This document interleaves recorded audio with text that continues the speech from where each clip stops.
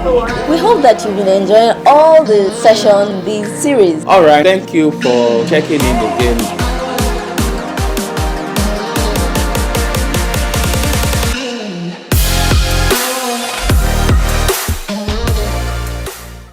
Here is lesson number 2.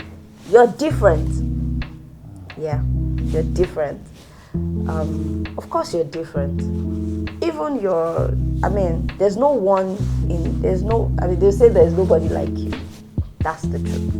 And it's the same thing when you're getting married to someone. Understand that you're coming from a different background. They are also coming from a different background. Your temperaments are different. You can be from Team Lai, why you act the way you do. If you've read that book, and if you haven't, I think it's a good read for everyone, especially if you're single, for everyone who is who's planning to get married. It doesn't even only work for marriage. Even at work, you see people behave certain ways. It's because of their temperament. They say why you act the way you do. It's basically because of your temperament. So when you're able to run this, what we call the temperament test.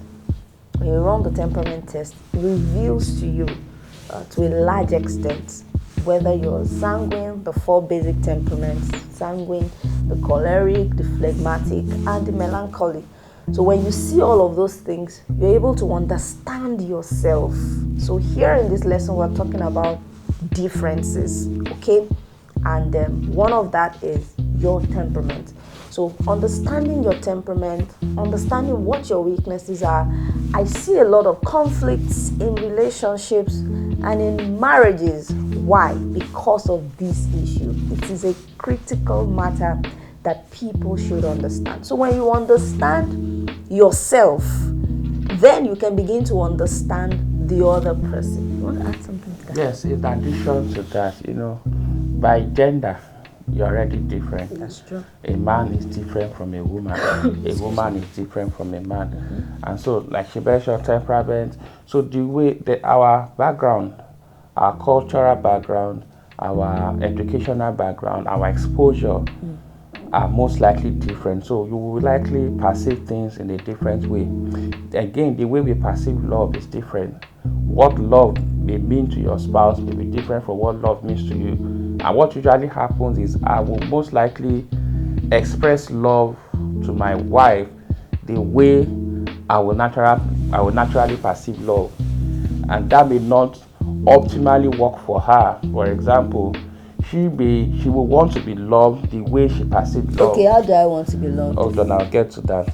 So, but along the line, they are different. So the way people perceive respect as well is different. The way people perceive love, the way people want to express themselves. So you have to understand that there are differences, but accept your differences. The beauty is in the difference. That's what attracts us to each other in the first place. But along the line, it's those differences that now try to create issues. And understand you are different and enjoy your differences, right? Someone may like gifts, another person may like time. How do I like to be loved?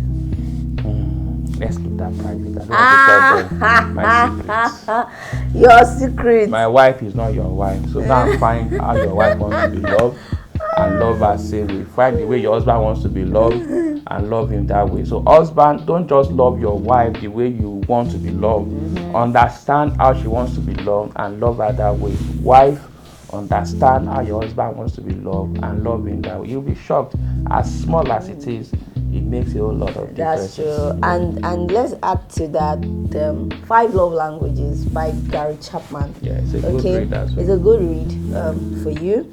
The first one Gary says is that the first love language, words of affirmation, saying to your partner, I love you, I like how you look. Some people just thrive on that. I thrive on that. You didn't want to, I'm going to say, I thrive on that. Okay, tell me you love me, tell me I look beautiful. Sometimes when I've made my hair and I'm not saying, I'm like, so you didn't see this hair that I made, Abby? And I must confess, for a long time, I just assume, yes, you take your hair. Because for me, I don't, if I bath, anything. I wear anything different. If you don't see it, I'm fine. Can you imagine? But I have to learn that along the line. There are times I put on some clothes. She gets back.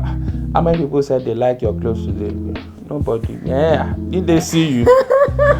I don't know because I don't see it. Exactly. But it matters to her, so I have to understand that and then thrive on that. Of course, not only that, everybody enjoys the 5 love languages: word of affirmation, gifts, quality time, touch, and act of service. Just that. And I enjoy the quality time too. The desire is a different percentage. Yeah, so the highest are what people really want to see. Yeah, she wants time. Yeah, there are sometimes I tell you, drop your phone. This phone, you have been on this phone. That when your spouse is always, see, I'm giving you one tip now. When your spouse is always telling you, or your babe, your girlfriend, your boyfriend, your fiance, always say, drop your phone. You're always on your phone. They are asking you for quality time, because sometimes people don't even know what their love language is. Okay, true. So how do you identify what someone is craving for? When someone is craving for something, or when they are displaying something to you, maybe complaining about something, or maybe they always come and they're always rubbing your head, how are you, things like that. Understand that person may be craving physical touch. That's the truth. So there's words of affirmation, there's physical touch, there's quality time, there's receiving gifts. If someone buys you gifts every time, it may also be their love language. And what's the last one? Acts of service. Acts of service. For example, okay, my wife is indifferent about gifts. It's good to still buy the gift, but then, like you said, quality time, words of affirmation. Yeah, she doesn't mind gifts. For me, the gift is the extra. I like gifts. Don't say I don't like gifts. I like gifts. All right. But I like crave. So thank you for watching. See you in the next lesson.